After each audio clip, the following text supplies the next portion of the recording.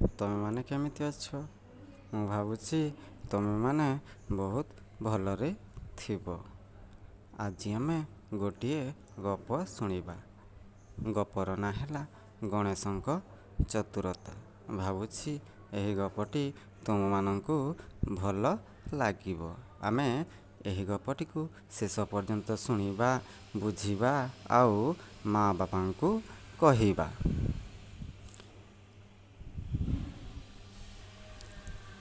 ଗଣେଶ ଓ କାର୍ତ୍ତିକ ଦୁଇ ଭାଇ।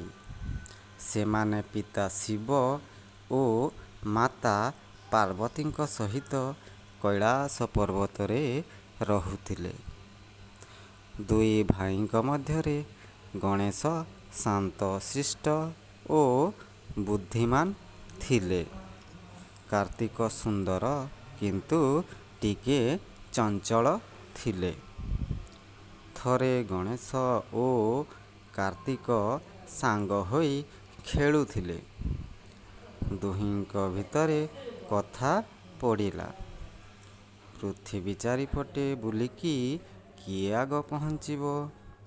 କାର୍ତ୍ତିକ କହିଲେ, ଗଣେଶ, ତୁମର ବାହନ ମୂଷା। ତୁମକୁ ନେଇ ସେ କେତେ ବାଟ ଯିବ? ମୋର ବାହନ ହେଉଛି ମୟୂର।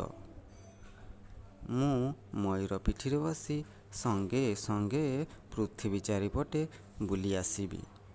ତମେ ନିଶ୍ଚୟ ହାରିଯିବ।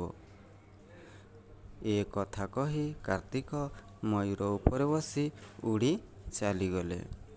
ଗଣେଶ କିଛି କହିଲେ ନାହିଁ। ଚୁପଚାପ ହୋଇ ରହିଲେ। କିଛି ସମୟ ପରେ ନିଜ ବାହନରେ ବସି ତାଙ୍କର ପିତା ଶିବ ଓ ମାତା ପାର୍ବତୀଙ୍କ ଚାରିପାଖରେ 3 ଥର ବୁଲି ଆସିଲେ। ଅଳ୍ପ ସମୟ ପରେ କାର୍ତ୍ତିକ ତାଙ୍କ ମୟୂର ଉପରେ ବସି ଘରକୁ ଫେରିଲେ। ଦେଖିଲେ ବାପା ମାଙ୍କ ପାଖରେ ଗଣେଶ ବସିଛି। ସେ କହିଲେ, ଗଣେଶ, ତୁମେ ହାରିଗଲ।